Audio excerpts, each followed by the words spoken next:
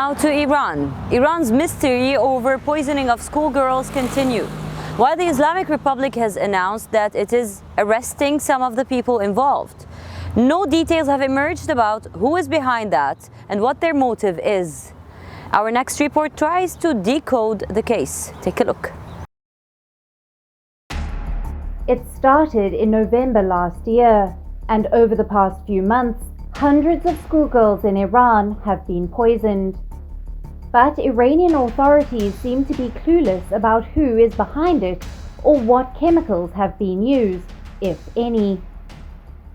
The mystery poisoning that reportedly started in the city of Qom has spread to 25 of Iran's 31 provinces. Iranian media reports have put the number of affected schools at over 60. The affected students have complained of symptoms ranging from shortness of breath to nausea and vertigo after reporting unpleasant odors on school premises.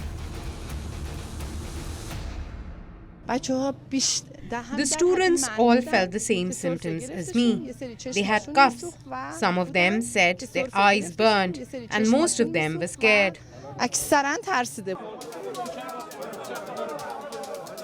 It is no surprise that Iranian officials only acknowledged them in recent weeks.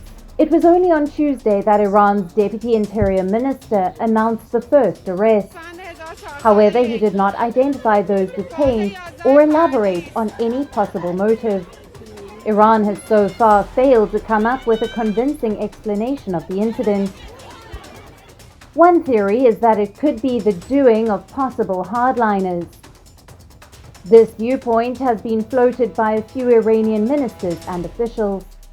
Some sections of Iranian media have cited a supposed communiqué from a group called WION The World, which said that education of girls is considered forbidden. The group has allegedly threatened to spread the poisoning of girls throughout Iran if girls' schools remain open. Iranian officials have not acknowledged any such group though. A senior journalist from Iran, Jamileh Kadivar, has also pointed to a possibility of mass hysteria. Sensing anger in the country, Iran's supreme leader, Ayatollah Ali Khamenei, has called for the perpetrators to be punished harshly. Because this is not a small crime. This is a crime against the most innocent part of society, meaning children, and is causing fear and insecurity in the minds of society and concerns families. These are not small matters. These must be seriously pursued. However, Iran's President Ebrahim Raisi has given it a twist. Raisi has said it is a conspiracy by foreign enemies of the Islamic Republic. Though he did not name any country, Iran has regularly accused Western powers and Israel of being behind unrest within its borders. The schoolgirls' poisoning incident has sparked international concern and Western calls for an independent investigation. Some activists have accused the establishment of orchestrating the poisonings to avenge the protests. The United Nations High Commissioner for Human Rights has called for a transparent investigation into the incident. This is not the first time that such an incident has taken place in Iran. In 2014, there was a wave of acid attacks after which people took to the streets in the city of Isfahan. The attacks appeared to be aimed at terrorizing women who violated the strict Islamic dress code. Nobody was ever arrested or punished. Iranian authorities have a poor record of investigating violence against women and girls. Fears have been expressed that it may be no different this time.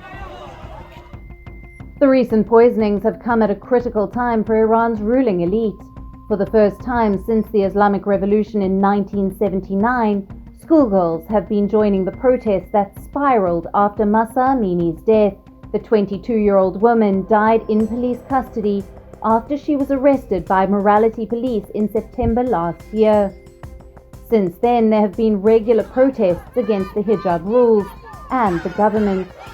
The question being asked is, will Iran investigate the poisoning, trace the culprits, and bring them to book? West Asia Bureau, WION World is One.